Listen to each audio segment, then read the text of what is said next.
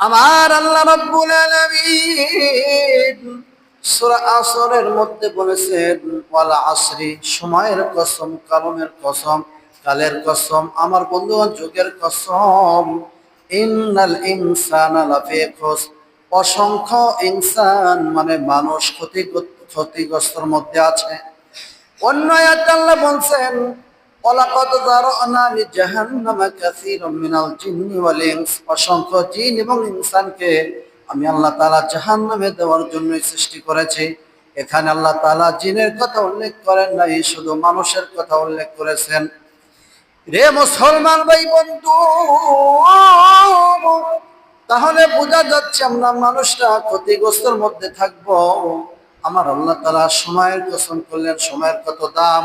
আমার বন্ধু, সময়কে যারা অপচয় করে, সময়কে দিনের পথে কাজে লাগায় না, অবহেলা করে সময়গুলো অতিবাহিত হয়ে যাচ্ছে। আপনার আমার জীবন থেকে 1 ঘন্টা 2 ঘন্টা হায়াত কমে যাচ্ছে, 1 বছর 2 বছর হায়াত কমে যাচ্ছে। এইভাবে করতে করতে একদিন আপনার আমার বৃদ্ধ বয়স হয়ে যাবে, আজরাইল এসে জানটা কবজ করে নিয়ে যাবে। তখন আমি আপনি সঠিক টাইমটা দিনের পথে ব্যয় করতে পারলাম না। ইন্নাল ইনসানা লাফি খুসর, আমার আল্লাহ তাআলা বলেন অসংখ্য ইনসান ক্ষতিগ্রস্তর মধ্যে আছে। কারা ক্ষতিগ্রস্তর মধ্যে আছে? ইল্লাল্লাযীনা আমানু ওয়া আমিলুস সালিহাতি ওয়া তাওয়াসাউ বিল হাক্কি ওয়া তাওয়াসাউ বিস সাবর। 4 শ্রেণীর ব্যক্তি ক্ষতিগ্রস্তর মধ্যে নাই। 1 নম্বর ইল্লাল্লাযীনা আমানু, আল্লাহর উপর যারা ঈমান এনেছে। এ মুসলমান ভাই বন্ধু, আল্লাহর উপর মুখে বললাম আর ঈমান আনলাম তা নয়। ঈমানের কালেমার আমার বন্ধু 3টা স্তর। প্রথম হলো মুখে কালেমা পড়া এবং আমার বন্ধুগণ আমল করা, অন্তর দিয়ে বিশ্বাস করা। 3 নম্বর এই কালেমার হাকিকত হলো কাজে পরিণত করা। শুধু মুখেই বললাম কালেমা তয়্যিবা লা ইলাহা ইল্লাল্লাহ মুহাম্মাদুর রাসূলুল্লাহ, বিশ্বাসও করলাম না, আমলও করলাম না, তাহলে সে পরিপূর্ণ ঈমানদার হবে না। বুখারী শরীফের মধ্যে আসে 60-এর চাইতে বেশি মানের শাখা, তিরমিজিতে আসছে, আবু দাউদে আসছে। আমার বন্ধু 70-এর চাইতেও বেশি মানের শাখা। তাই মুফাসসিরিন ইকরাম 2টা হাদিস গবেষণা করে ইমানের শাখা 77টি বর্ণনা করেছেন। 1 নম্বর আল্লাহর উপর ঈমান আনা। 77 নম্বর হচ্ছে রাস্তায় কোনো কিছু পড়ে থাকলে, বিপজ্জনক হোক, ঢাল হোক, ময়লা জাতীয় জিনিস হোক, যদি একটু পরিষ্কার করে দেওয়া, এটা হচ্ছে ঈমানের শাখা। এই মাঝখানে আমার বন্ধু আরো 75টি শাখা আছে।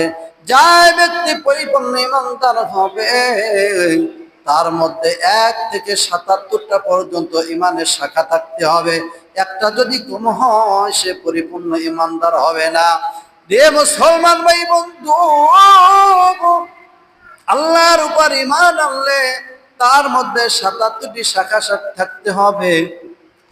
ইল্লাল্লাযীনা আমানু ওয়া আমিলুস সালিহাত, 2 নম্বর নেকির কাজ করতে হবে, সালিহাত ভালো ভালো কাজ করতে হবে।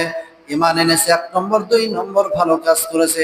3 নম্বর ওয়া তাওয়াসাউ বিল হাক্কি, আমার বন্ধু সত্যর পথে মানুষদেরকে দ্বীনের দাওয়াত দিয়েছে, সত্যর পথে মানুষদেরকে উপদেশ দিয়েছে, ভালো পথে মানুষদেরকে কালিমার দাওয়াত দিয়েছে। ওয়া তাওয়াসাউ বিস সাবর, আমার বন্ধু ধৈর্যের সাথে মানুষদেরকে উপদেশ দিয়েছে। ধৈর্য কাকে বলা হয়? একজন ব্যক্তির মা মারা গিয়েছে, মনে করেন আমার মুসল্লিদের মধ্যে একজন ব্যক্তির মা মারা গিয়েছে, আর একজন বলতেছেন ভাই যান আপনার মা মারা গিয়েছেন, আপনার মনটা খারাপ, চলেন আমরা আমার বন্ধু সোজানগর বা অন্য জায়গায় যাই। যাওয়ার পরে 50 বা 100 টাকা দিয়া সিনেমার টিকিট কিনে আমরা 2জন সিনেমা দেখে একটু আনন্দ করি, মা বাবার কথা ভুলে যাবেন, ধৈর্য হয়ে যাবে। এটা কি সঠিক দাওয়াত হলো? সঠিক দাওয়াত এটা হলো না। আবার যদি বলে ভাইজান মা মারা গিয়েছে, একটা গানের আয়োজন করে, মা মারা গিয়েছে চলেন পার্কে যাই, এই করি সেই করি, আমার বন্ধুগণ তাহলে দিনের দাওয়াত হলো না, ধৈর্যের সাথে দাওয়াত হলো না। ধৈর্যের সাথে দাওয়াত হলো এইভাবে, ভাইজান আপনার মা মারা গিয়েছেন, চলেন আপনি মসজিদে গিয়ে ওযু করে আপনার মায়ের জন্য নামাজ পড়ে আল্লাহর কাছে দুই হাত তুলে দোয়া করুন, আপনার মনটাও ভালো হয়ে যাবে।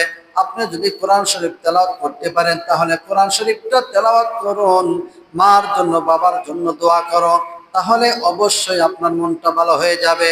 এটাই হচ্ছে সঠিক দাওয়াত, এটাই হচ্ছে ধৈর্যের সাথে দাওয়াত। কথা বলেন ঠিক কিনা?